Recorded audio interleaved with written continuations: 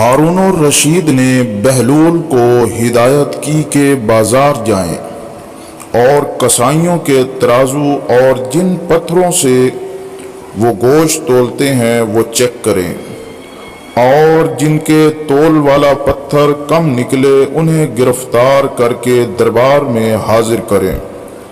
بہلول رحمت اللہ علیہ بازار جاتے ہیں، پہلے کسائی کا تول والا پتھر چیک کرتے ہیں، وہ کم نکلتا ہے، کسائی سے پوچھتے ہیں کہ حالات کیسے چل رہے ہیں۔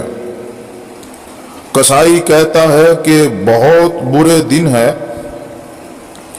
دل کرتا ہے کہ یہ گوشت کاٹنے والی چھری بدن میں گھسا دوں اور ابدی نیند سو جاؤں۔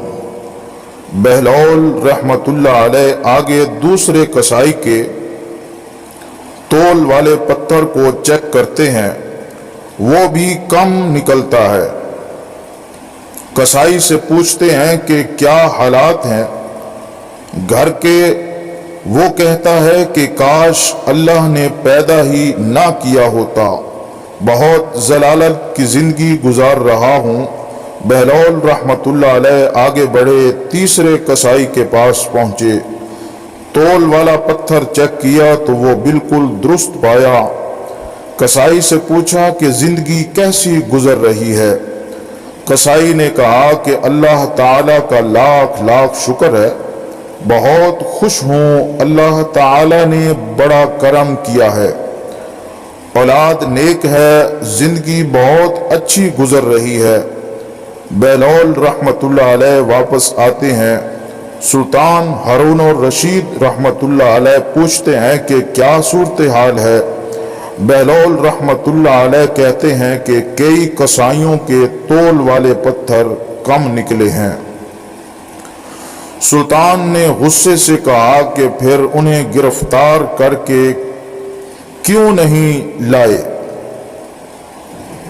بہلول رحمت اللہ علیہ نے کہا اللہ تعالیٰ انہیں خود سزا دے رہا تھا، ان پر دنیا تنگ کر دی تھی تو یہاں لانے کی کیا ضرورت تھی؟